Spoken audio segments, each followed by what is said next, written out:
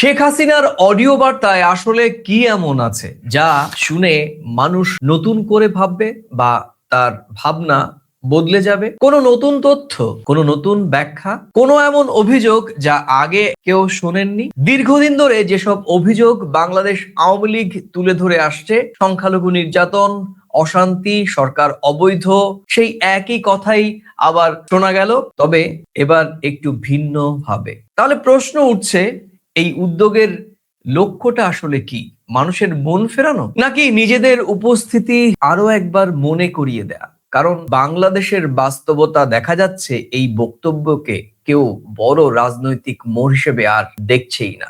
শুনছে কিন্তু গ্রহণ করছে না, পাত্তা দিচ্ছে না, কিন্তু কেউ প্রভাবিত হচ্ছে না, তবে অনেকেই আশঙ্কা করছেন। প্রিয় দর্শক, প্রথম কলকাতার প্রাসঙ্গিক প্রসঙ্গে আজকে আমরা শেখ হাসিনার অডিও বার্তার বেশ কিছু কথা ডিকোড করব। প্রতিদিনকার মতো আজকে সঙ্গে রয়েছেন আলোচক, বিশ্লেষক, প্রথম কলকাতার ডেপুটি এডিটর পরমাশিস ঘোষ রায় এবং আমি সুব্রত আচার্য। পরমাশিস, তোমাকে প্রথম কলকাতার স্ক্রিনে স্বাগত। পরমাশিস, গতকালকে সন্ধ্যের দিকে যখন আমরা প্রথম এই খবরটি ভার্চুয়ালি বাংলাদেশের প্রাক্তন প্রধানমন্ত্রীর যে অডিও বার্তা কিংবা তার যে এই ফরেন করেসপন্ডেন্ট ক্লাবের উপস্থিত হয়ে যে সমস্ত সাংবাদিক বৃন্দ যে প্রশ্ন করেছিলেন, কিংবা আওয়ামী লীগের যে প্যানেল যারা সশরীরে বসেছিলেন, কয়েকজন শেখ হাসিনার ক্যাবিনেটের কয়েকজন মন্ত্রী ছিলেন, একজন নেত্রী ছিলেন, অভিনেত্রী নেত্রী ছিলেন এবং আরো বেশ কয়েকজন বিদগ্ধ আওয়ামী লীগের নেতা ছিলেন সেখানে।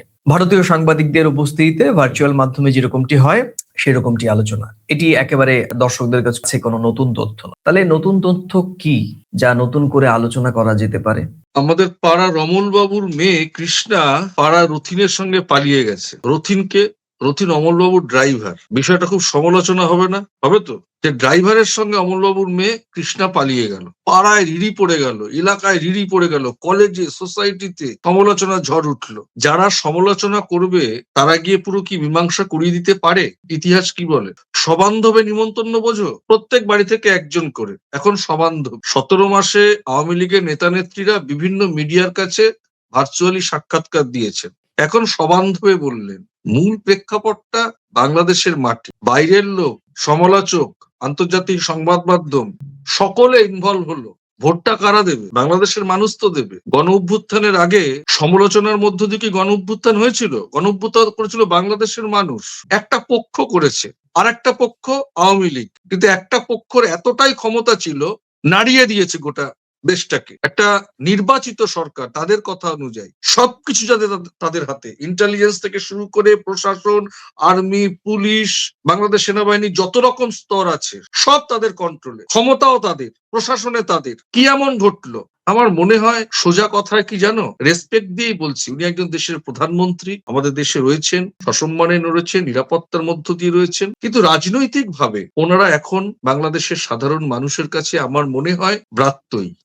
এই জায়গা ফিরতে গেলে বাংলাদেশের মানুষের মন জয় করতে হবে, দোষারোপে পালা দিয়ে হবে না কিছু। পরমাশিস, আমরা একটু শুনে নিই ভার্চুয়াল বা অডিও বার্তায় শেখ হাসিনা করা কয়েকটি একেবারে চুম্বক কয়েকটি অভিযোগ আমরা একটু শুনে নিই, তারপর আলোচনা করছি। The murderous fascist Yunus, a usurer, a money launderer, a plunderer, a corrupt power-hungry traitor. আপনারা একটা জিনিস নিশ্চয়ই দেখেছেন যে অবৈধভাবে ক্ষমতা দখলকারী ইউনূস সে কিভাবে আওয়ামী লীগকে ব্যান করে, তার কি অধিকার আছে? ডক্টর মোহাম্মদ ইউনূস, তাকে আমি প্রশ্ন করি যে সে কি জনগণের ম্যান্ডেট নিয়ে ক্ষমতা এসেছে, জনগণের ভোটে ক্ষমতা এসেছে? তা তো নয়। আমি ইউনূসকে আহ্বান করি, আসেন আমার সাথে নির্বাচন করেন, যে কোনো কনস্টিটুয়েন্সিতে আসেন, দেখি কে জিতে, কাকে জনগণ ভোট দেয়, তখন না বুঝতে পারবো। সেটা তো করতে পারবে না, সে সাহস নাই। পরমাশিস, তুমি শুনলে যে প্রাক্তন প্রধানমন্ত্রী শেখ হাসিনার মূলত আলোচনা বা সমালোচনা বা টার্গেট বাংলাদেশের বর্তমান অন্তর্বর্তীকালীন সরকারের প্রধান উপদেষ্টা ডক্টর মোহাম্মদ ইউনূস। তাকে বাংলা বিশেষণে এমন কিছু শব্দ উনি উচ্চারণ করলেন যেটি মূলত তার বিরুদ্ধেই, অর্থাৎ শেখ হাসিনার বিরুদ্ধেই বাংলাদেশের সাধারণ মানুষ করছেন গত 2024-এর 5 আগস্টের পর থেকে। প্রেক্ষাপটটি তুমি বোঝার চেষ্টা করো। যে সমস্ত কথাগুলো উনি বলেছেন, শুধু একটি দুটি কথা যেমন সুদখোর বা এই ধরনের কয়েকটি বিশেষণ হয়তো ব্যবহার করে না, কিন্তু বাকি সমস্ত যে কথা, যে অভিযোগ শেখ হাসিনা ডক্টর ইউনূসের বিরুদ্ধে করছেন, সেই অভিযোগটি কিন্তু শেখ হাসিনার বিরুদ্ধে সাধারণ মানুষ করেন। আর আরেকটি বিষয় হচ্ছে যে আমি এই বিতর্কে যাব না, কারণ এই বিতর্কে যাব না কারণ আওয়ামী লীগ বরাবরই 2024-এর 5 আগস্টের পর থেকে আওয়ামী লীগের পক্ষ থেকে, আওয়ামী লীগের ভেরিফাইড পেজ থেকে অধিকাংশ তথ্যের অপপ্রলাপ, নাহলে গুজব, নাহলে প্রপাগান্ডা, এবং যারা তা বলেছে তা করেনি। এটা আমি একদম তির্যকভাবে কথাটি দাল্লিক প্রমাণ সহ বলতে পারবো। কেন এই কথাটি বললাম যে শেখ হাসিনা প্রকাশ্যে আসবেন, সেটা কিন্তু একটা ধূম্রজালের মধ্যে বলা হচ্ছে প্রকাশ্যে আসবেন, কেউ বলছে প্রকাশ্যে আসবেন না। তুমি জানো যে আওয়ামী লীগেরই আইটি সেলের পক্ষ থেকে গৌতম লাহিড়ীর বক্তব্যকে কাট টু কাট করে এমন ভাবে উপস্থাপন করা হয়েছে যে গৌতম বাবু নিজে দাবি করেছেন উনি প্রকাশ্যে আসবেন। আবার আওয়ামী লীগের পক্ষ থেকেই বলেছে যে না, প্রকাশ্যে আসবে না, ভার্চুয়ালি আসবে। ভার্চুয়ালিতে দুরকম, এক হচ্ছে যে রেকর্ডেড অডিও ভার্সন, অডিও বক্তৃতা, যেটি তিনি শুরু থেকেই দিচ্ছিলেন। আরেকটি হচ্ছে উনি একটি নিরাপদ জায়গাতে থেকে, যেমন আমি আর তুমি আমরা রেকর্ড করছি, তুমি একটা জায়গায় বসে রয়েছো, আমি একটা জায়গায় বসে রয়েছি, কিন্তু আমাদের রেকর্ডিংটা লাইভলি, প্রশ্ন উত্তর পর্ব চলছে, আমি তোমাকে প্রশ্ন করছি, তুমি তাৎক্ষণিকভাবে উত্তর দিচ্ছ। অনেকে ভেবেছিলেন যে এই ভার্চুয়ালি আসবেন মানে হচ্ছে এটা নতুন, যে উনি সাংবাদিকরা ওনাকে কথা বলতে পারবেন, সেই রকম ভাবে ভার্চুয়ালি উনি উত্তর দেবেন। উনি যেখানেই থাকুন, নিরাপত্তা জনিত কারণে গোপনে রয়েছেন, বিশেষ তত্ত্বাবধানে রয়েছেন, থাকতেই পারেন, সেখানে তার সিকিউরিটি ডিসক্লোজ হলো না। আবার একই সঙ্গে তিনি আবার বলতে পারলেন কথা সাংবাদিকদের সঙ্গে, মুখোমুখি পরিস্থিতি, সেটাও কিন্তু ভার্চুয়ালি, এক ধরনের ভার্চুয়ালি। আর আরেক ধরনের ভার্চুয়ালি যেটা আমি শুরুতে বললাম যে অডিও বার্তা। তাহলে এই যে প্রকাশ্যে আসবেন ভার্চুয়ালি রেকর্ডেড অডিও বার্তা, না উনি সরাসরি লাইভলি আসবেন ভার্চুয়ালি, জুম বা স্টিমিয়ার্ডে যেরকম অ্যাপ্লিকেশনস গুলো রয়েছে আমাদের অনলাইনে। দেখা গেল কি যে আলটিমেট তিনি কিন্তু এলেন কি, নির্দিষ্ট অডিও রেকর্ডিং, তার ভিডিও করার যে বার্তা, সেই বার্তাতে আমরা দেখলাম, অডিও বার্তা দেখলাম, তার শব্দ শোনা গেল। এর অর্থ হচ্ছে যে আওয়ামী লীগ পুরোটাই কিন্তু শুরু থেকেই যে যা প্রচার করেছে তা কিন্তু কোনোটাই হয়নি। একটা ধূম্রজাল, একটা ধোঁয়াশার আবরণ দিয়ে একটা হাইপ তোলা, এবং শেষ পর্যন্ত কি দেখা গেল, সুনির্দিষ্টভাবে 5 দফা দাবি। কার কাছে রাখলেন 5 দফা দাবি? যার বিরুদ্ধে তিনি এতগুলো অভিযোগ করলেন, সেই ডক্টর মোহাম্মদ ইউনূসের কাছেই এই 5 দফা দাবি রাখলেন। এইটাকে তুমি কিভাবে দেখছো? দেখো, যার বিরুদ্ধে ওনার অভিযোগ তার কাছে উনি দাবি রাখছেন, মানে যে মাস্টারের কাছে অঙ্কটা আমি বলছি উনি অঙ্ক জানেন না, আর ওনাকে বলছো খাতাটা দেখে দিতে, ব্যাপারটা সেরকম হয়ে গেল না? বেশ, এটা তো গেল একটা দিক। আরেকটা দিক হচ্ছে সাধারণ মানুষের কথা, যেটা আরেকটি বিষয়, যে উনি বারবার বলছেন যে বাংলাদেশের সাধারণ মানুষকে জেগে উঠতে হবে, সোচ্চার করতে হবে, এই নির্বাচনটি প্রহসনমূলক নির্বাচন। একই রকম যে অভিযোগ রাজনৈতিকভাবে উনি করতেই পারেন, সেই অধিকার ওনার আছে।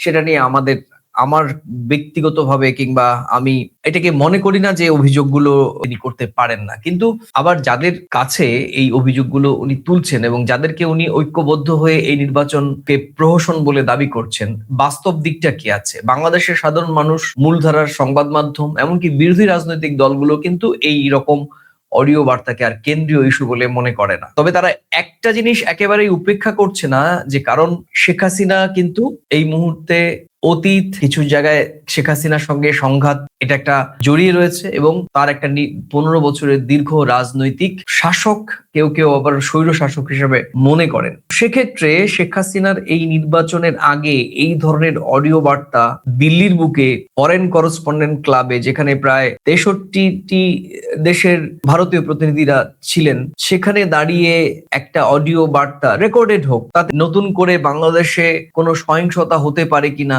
বা নতুন কোনো ছক এর পেছনে রয়েছে কিনা, সেটি কিন্তু অনেক মানুষই মনে করেন। কট্টর আওয়ামী লীগ বিরোধী তারা তো মনে করেনি, কিন্তু সাধারণ যারা মানুষ, যারা রাজনীতি 9-6 বোঝেন না, ভোটের লাইনে দাঁড়িয়ে তারা ভোট দিতে পারেননি গত 15 বছর, কারণ তারা রাম বা শাম যে কোনো একজনকে ভোট দেবেন, গিয়ে দেখছেন যে ভোটটা দেয়া হয়ে গিয়েছে, গিয়ে দেখছেন যে ভোটের লাইনে পুলিশ প্রশাসন বা ওই সময়কার আইন শৃঙ্খলা রক্ষাকারী বাহিনী দাঁড়িয়ে রয়েছে, ভোট দিতে পারেননি। তারা কিন্তু একটা ক্ষেত্রে আশঙ্কা করছেন যে নিশ্চয়ই ভারতে বসে বাংলাদেশে অশান্তির নতুন কোনো ছক আওয়ামী লীগের পক্ষ থেকে করা হচ্ছে, এবং সেটার জন্য উস্কাচ্ছেন শেখ হাসিনা? না, আমি এইটা ঠিক অশান্তির ছকের জন্য করলে আগে থাকতে এই বিষয়টা বলতেন না। আমার ধারণা ব্যক্তিগত, এটা নজরের দৃষ্টি আকর্ষণ বাড়ানোর একটা প্রবণতা, এবং এখান থেকে আমার মনে হচ্ছে কোনো একটা জায়গায় আওয়ামী লীগের সঙ্গে কোনো রাজনৈতিক দলের কোনো একটা সূত্র তৈরি হতে পারে। ধরো, উদাহরণটা দিচ্ছি, একটা বিয়ে বাড়ি হবে, একটা বিয়ে বাড়ি একটা অনুষ্ঠান হবে, আমি নির্বাচন দিয়েই কথা বলি। আজকে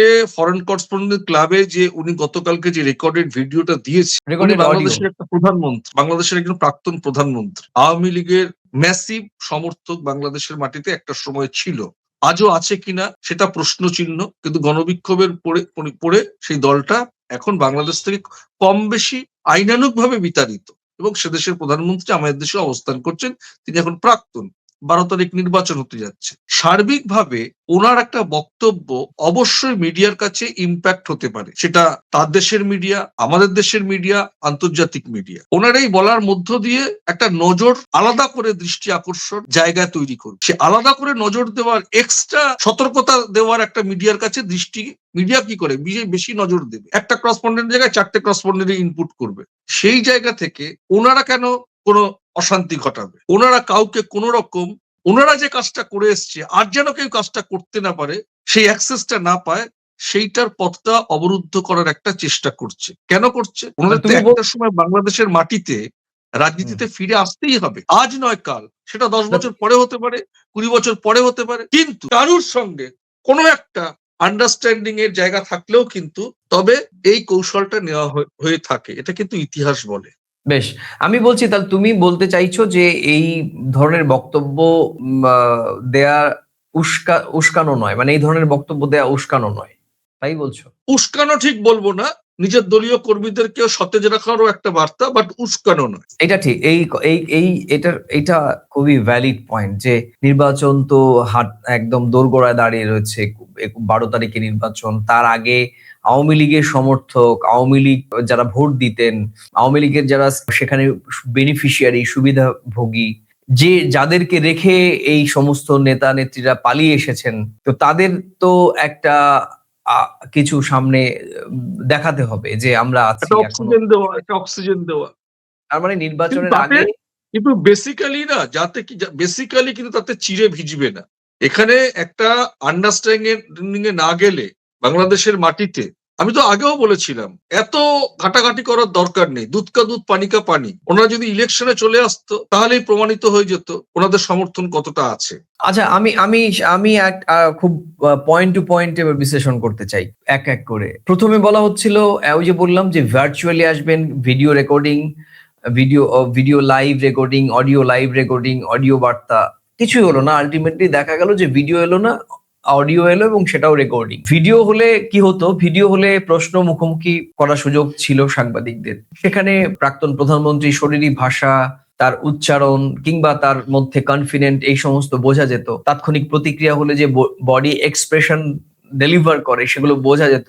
এটা কিন্তু সাংবাদিকদের বা সারা পৃথিবীর মানুষের কাছে একটা দৃষ্টান্ত হতো, বা তার বডি ল্যাঙ্গুয়েজটা বুঝে মানুষ, সাধারণ ভোটাররাও আশ্বস্ত হতে পারতেন। বা তার, তুমি যেটা বললো, তার যে সদস্য বা তার ভোট, তাকে আওয়ামী লীগকে যারা ভোট দেন, বাংলাদেশে এত সংখ্যক মানুষ যারা ভোট দিতেন বলে দাবি করেন আওয়ামী লীগের শীর্ষ নেতারা, তারা আশ্বস্ত হতে পারতেন। কিন্তু অডিও বার্তাটা ঠিক অনেকটা একপেশে পরমাশিস। কেন হচ্ছে যে আমি যতটা বলার ততটা বলে কিছু প্রেডিক্ট করা যায় না, কিন্তু প্রেডিক্ট করা যায় না, সেখানে বডি ল্যাঙ্গুয়েজটাও বোঝা যায় না, সেখানে একটা স্ক্রিপ্টেড একটা অডিও থাকে, এবং সেখানে আমি আমার নিজেকে পুরো ব্যাপারটা নিয়ন্ত্রণ করলাম এবং একটা নিরাপদ দূরত্বে থাকলাম। তো এই সিদ্ধান্তটি আওয়ামী লীগের জন্য, মানে আওয়ামী লীগ নিজে বাঁচার জন্য করে দিল, ঠিক আছে, কিন্তু যারা আওয়ামী লীগ করেন, আওয়ামী লীগ সমর্থক, কারণ তুমিও জানো যে আমরা প্রচুর মানুষ আমরা দেখেছি, কলকাতাতেই প্রচুর মানুষ রয়েছে আমাদের ভারতীয়, যারা কট্টর আওয়ামী লীগের সমর্থক। তারা একেবারে চোখ বুজে আওয়ামী লীগকে বিশ্বাস করেন, আওয়ামী লীগের চোখ দিয়ে বাংলাদেশকে দেখেন। আবার কেউ কেউ আছেন যে না, ব্যাপারটা নিরপেক্ষভাবে দেখছেন। এবার আমি কট্টর সমর্থকদের কথাই বলছি, তাদের সামনে এলে, তাদের সামনে যদি আজকে শেখ হাসিনার ভিডিও বার্তাটাই আসতো, তাহলে তাদের মধ্যে তারাই আরো উজ্জীবিত হতো না? দেখো, সেটা সেটা এখানে উজ্জীবিত হওয়ার চাইতো টেকনিক্যালি এটা উনি পারেন কিনা, কূটনীতিতে কি বলা আছে এটা আমি নির্দিষ্ট করে সেই অর্থে আমি তো সব বিষয়ে সব জানতা নই। এটা তুমি জানো যে পররাষ্ট্র উপদেষ্টা একটা ইতিমধ্যেই ভারত সরকারের কাছে বোধহয় একটা বার্তা দিয়েছিল যে এই যে 23শে জানুয়ারি যে গতকাল বাংলাদেশের ওনার পররাষ্ট্র যে উপদেষ্টা। সাংবাদিক, হ্যাঁ, তো সেক্ষেত্রে সেটা ওনারা হয়তো একটা সতর্কতার জায়গা থেকেও এটা করতে পারে। কূটনৈতিক ভাবে এটা উনি পারেন কিনা এখানে হাজারো প্রশ্ন, সেই জন্যই এটা উনি এইভাবেই করেছে। এটা আমি তো তোমাকে আগেও বোধহয় বলেছিলাম যে কোনোভাবেই উনি সামনাসামনি আসবেন না।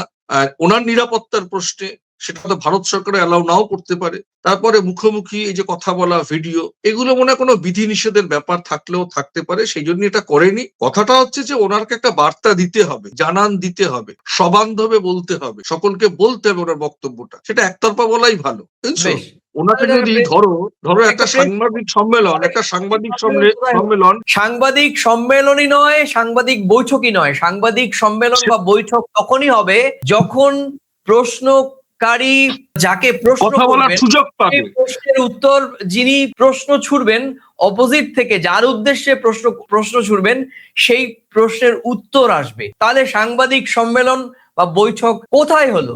আওয়ামী লীগের নেতা নেত্রীরা গত কয়েকদিন ভাই, ধরে ওনারা তো ওই দলটা তো এখন রাজনৈতিক ভাবে কনফিউজ। ওই এই দলটা তো এখন রাজনৈতিক ভাবে কনফিউজড। ধরো সাংবাদিক সম্মেলন মুখে বললো, প্রচার করলো, আসলো না কেন? উনি যদি বলবেন আমার বিরুদ্ধে ষড়যন্ত্র হয়েছে, আর সেই সম্মেলনে যদি আমি অংশ নিতে পারি ভার্চুয়ালি, আমি বলবো সরকারটা তখন কারা চালাচ্ছিল লাস্ট 15 বছর? কি উত্তর দেবে? উত্তর দেওয়ার জায়গা আছে? ইট খেলে পাটকেল তো পড়ে না, পাটকেল দিলে তো ইট খেতে হয়। তাহলে এটা এটা তুমি বলতে চাচ্ছ যে এখানে ভয়ের কারণে এড়িয়ে গেছে, এড়িয়ে গেছে, এক পক্ষ বলবে। এড়িয়ে কখন যায়? ভার্চুয়ালি, ভার্চুয়ালি যদি উনি ভিডিও বার্তাতেও ভার্চুয়ালি আসতেন, লাইভ যে ভার্চুয়াল অনুষ্ঠানগুলো হয় সেখানেও কিন্তু একটা সুযোগ ছিল যে প্রশ্নকারী, সেক্ষেত্রে দুটো উনি তো ওনার কথা শুনতে চায় না, উনি তো কারুর কথা শুনতে চায় না, এখন তো উনি ওনার বক্তব্য বলতে চায়, তাহলে তো তোমারটা আমি সেই কেন একই রকম শুনবো? quote unquote আগের মতোই, আগের যে মানুষটিকে নিয়ে বাংলাদেশের মানুষের মধ্যে প্রশ্ন যে উনি নিজেরটাই বলবেন অন্যেরটা শুনবেন না, তাহলে তো তাই হলো, সে ব্যাপারটা তো একই রকম হলো। 17 মাসে পাল্টালো কি আর? একই রকম তো বিষয়, তারা বললো এক, করছে আরেক, দেখাচ্ছে কি হ্যাঁ, প্রথমে প্রকাশ্যে আমরা আসবে, শাটডাউন দেখলাম, আমরা শাটডাউন দেখলাম, চালালো, আবার ঘটিকা তারাই মিছিল দেখলাম, পিছন থেকে ডিম ছোড়া দেখলাম, কি হলো? শোনো, একটা সাংবাদিক বৈঠক করার ক্ষেত্রে যাদের তথ্যের স্বচ্ছতা নেই, তারা আবার এই মুহূর্তে বাংলাদেশের এই 20 কোটি মানুষের মধ্যে অর্ধেকেরও বেশি কট্টর আওয়ামী লীগ বিরোধী। রাজনৈতিক একটা লরি যখন একটা সাইকেলকে চাপা দেয়, একটা লরি যখন একটা সাইকেল আরোহীকে চাপা দেয়, সেই লরির মধ্যে যদি 500 লোক থাকে আর সাইকেলওয়ালা একা, তখন 5000 লোক কিন্তু সাইকেলওয়ালার পক্ষেই কথা বলে। এটা বুঝতে হবে। আমি কি বোঝাতে পারলাম বিষয়টা? সেটা আওয়ামী লীগের নেতারা এখনো বলে, বাংলাদেশের বিভিন্ন জেলায় তাদের 25 লাখ 30 লাখ 1 ঘন্টার মধ্যে লোক চলে আসবে। 17 মাসে 1 লাখ লোক নিয়ে একটা মিছিল করতে পেরেছে। আচ্ছা, তুমি তুমি আমাকে বলো, কালকে একজন আমাদের সঙ্গে কলকাতা বইমেলা একজন সিনিয়র মোস্ট সাংবাদিক যিনি সম্প্রতি বাংলাদেশ ঘুরে এলেন, তিনি কি বলেছেন আওয়ামী লীগের ফেরার সম্ভাবনা সম্পর্কে? তুমি তার নাম বলার দরকার নেই, তুমি তার বক্তব্যকে কোট করো, নাম উচ্চারণ না করে। কি কি বলেছেন? বলেছেন উনি? তাকে আমি কি প্রশ্ন করেছিলাম? তাকে প্রশ্ন মিনিমাম করেছি, আগামী 5 বছরের মধ্যে আসতে পারবে না, আমি বলেছি 10 বছর, যদি ভয়ঙ্কর কোনো ঘটনা না ঘটে। ভারতীয় একজন সাংবাদিক যাকে প্রায় অলমোস্ট বাংলাদেশে যারা পত্রপত্রিকা পড়েন, সংবাদ মাধ্যম, রাজনৈতিক নেতা নেত্রী কিংবা বাংলাদেশ প্রশাসনের সালাউদ্দিন সাহেব, বিএনপি সালাউদ্দিন সাহেব বলছেন Awami League made in India. সেই মেড ইন ইন্ডিয়ার একজন সাংবাদিক যিনি দিল্লিতে অবস্থান করে, সে বাংলাদেশ থেকে ঘুরে এসে আমাদের জানাচ্ছেন ন্যূনতম আগামী 5 বছরের মধ্যে ফেরার আশঙ্কা নেই। তাহলে তুমি বলো, এই যে তথাকথিত সাংবাদিক বৈঠক বা সাংবাদিক সম্মেলন করার নামে আওয়ামী লীগ নিজেরাই তো প্রহসন করলো, তাহলে নির্বাচনকে প্রহসন বলবে কোন মুখে? 3টে নির্বাচন পরপর, 3টে নির্বাচনে প্রধান প্রধান রাজনৈতিক দলগুলো অংশগ্রহণ করতে পারলো না, আবার বলা হচ্ছে কোন রাজনৈতিক দলকে তারা অফিসিয়ালি নিষিদ্ধ করেননি তো রাজনৈতিক, সে তো আইনগতভাবে, কিন্তু বাকি প্রত্যেকটা রাজনৈতিক দলের শীর্ষ নেতাদের ডিজিএফআই, এনএসআই, সরকারের রাষ্ট্রযন্ত্র ব্যবহার করে কি করা হয়নি?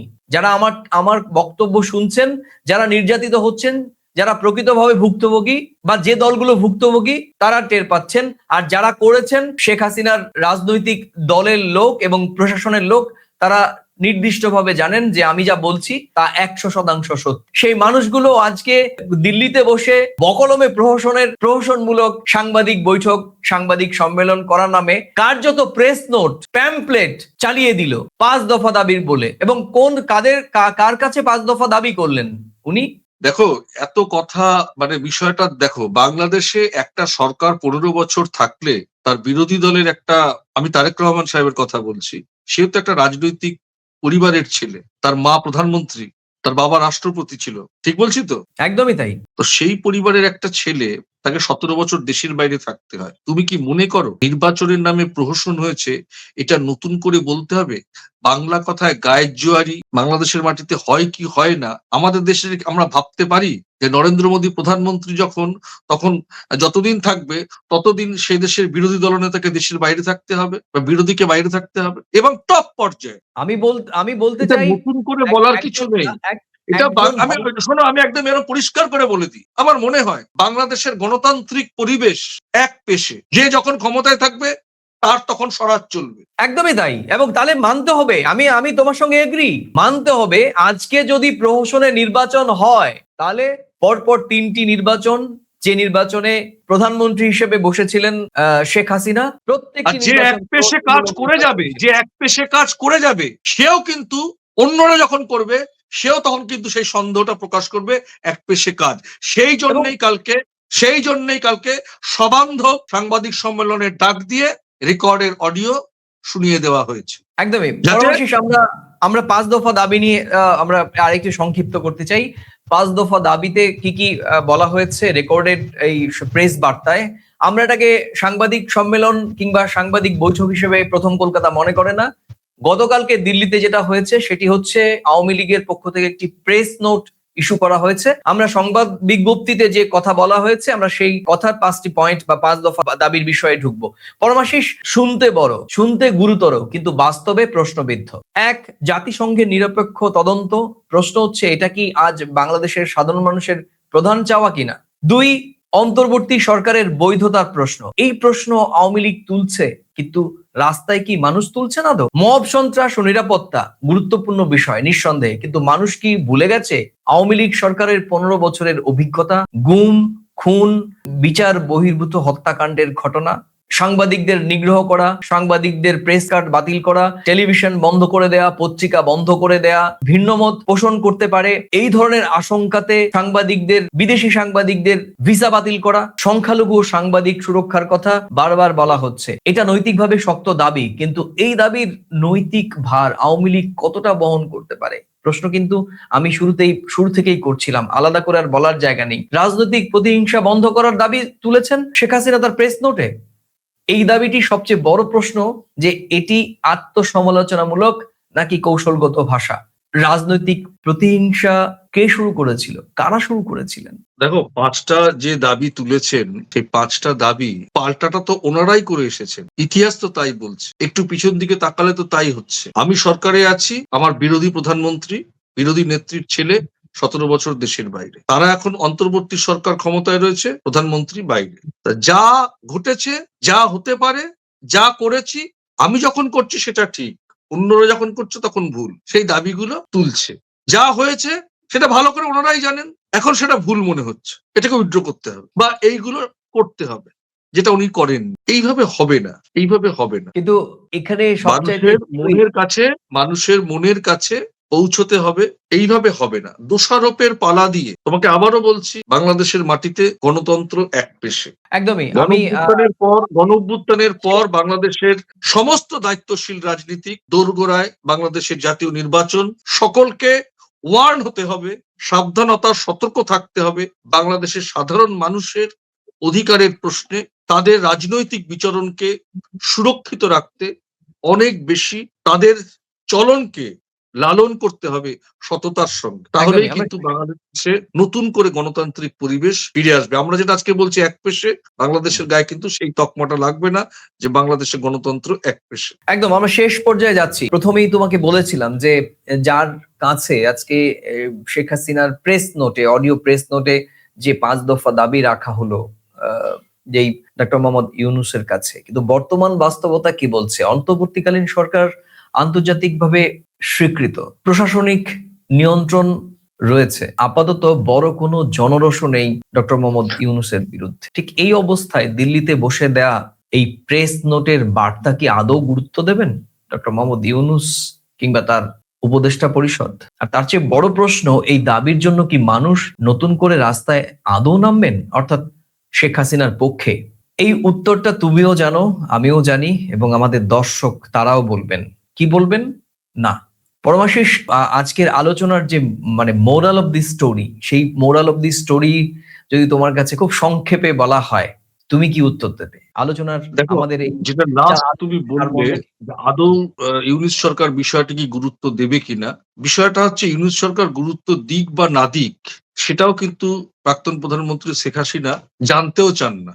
এটা বলার জন্য কৌশলগত বলেছে, কাউকে প্যাসেজ করে দেওয়ার জন্য। এটা খুব কৌশল করে করা, কাউকে কোনো একটা রাজনৈতিক দলকে বাংলাদেশের মাটিতে প্যাসেজ করে দেওয়া হচ্ছে ঠিক নির্বাচনের আগে। নিঃসন্দেহে, কারণ শেখ হাসিনার অডিও প্রেস নোটে অন্যান্য রাজনৈতিক দলের কথা বলা হয়েছে কিনা আমি শুনিনি, এবং তার পুরো লক্ষ্যবস্তু, তার টার্গেটেড একদম লক্ষ্যবস্তু ছিল ডক্টর মোহাম্মদ ইউনূসের সরকার, বা লক্ষ্যবস্তু ছিলেন ডক্টর মোহাম্মদ ইউনূস।